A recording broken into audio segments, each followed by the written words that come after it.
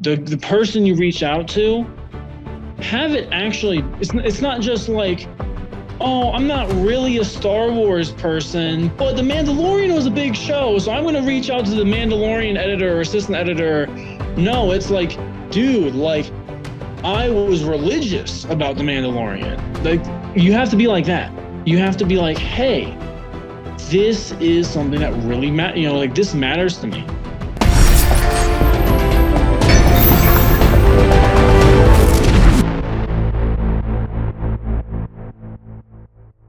So what I want to do is I want to connect the dots so people can see that even though everybody's path is different, the formula is essentially the same. I see this happen literally every day now with my students, where yes, the paths are different and the timeline is different, but it's essentially the same beats over and over and over.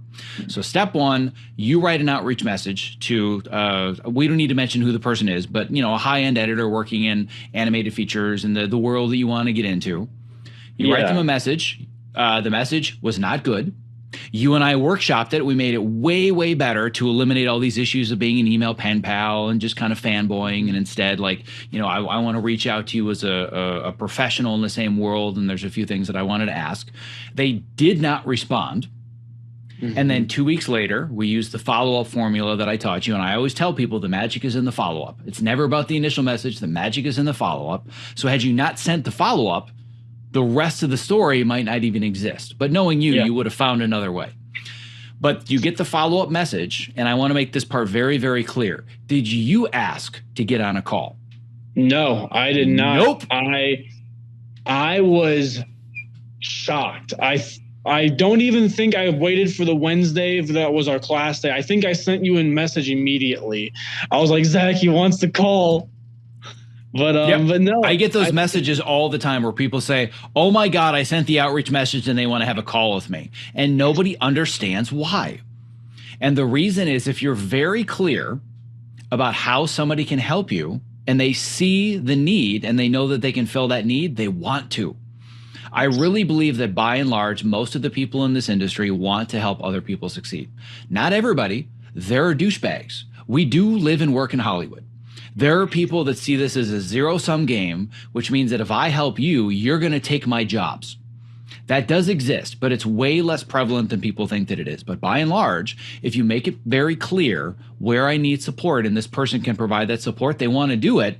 And 9 times out of 10, if you formulate your ask in just the right way, which you did, it almost always gets the response, you know what, I would love to answer your question. So much easier to just get on a call rather than sending an email.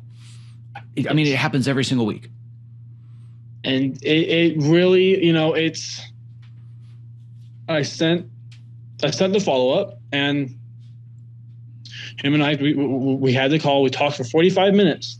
And at the end of it,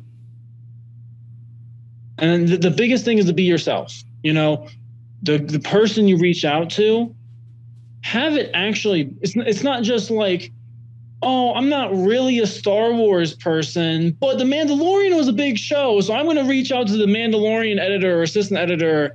No, it's like, dude, like, I was religious about The Mandalorian. Like, you have to be like that. You have to be like, hey, this is something that really matters. You know, like, this matters to me. This was such a big part of my childhood, or this is a big part of my current. Or it's like, I never heard of this show. I watched it on Netflix. I saw your name on the credits. And I just got to say, that's amazing. Here's where I'm at. You're where I want to be. How would I make that? How would I bridge that gap?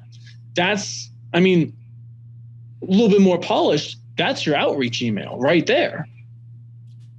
And as you know, every time that I talk about this idea of providing value to people, in giant, bold, red, all caps letters, underline asterisks, I say your value must be genuine. If it's not genuine and authentic, people smell the bullshit. Yes. But yours was genuine and authentic. And the person that you reached out to was like, I never get messages like these. Like, why would somebody send? It's not like we were reaching out to Walter Murch. He probably gets a lot of outreach. We were reaching out to somebody that most likely almost never gets the quality of message that you sent, which is why it stood out, which is why you probably got a Zoom call and had a conversation.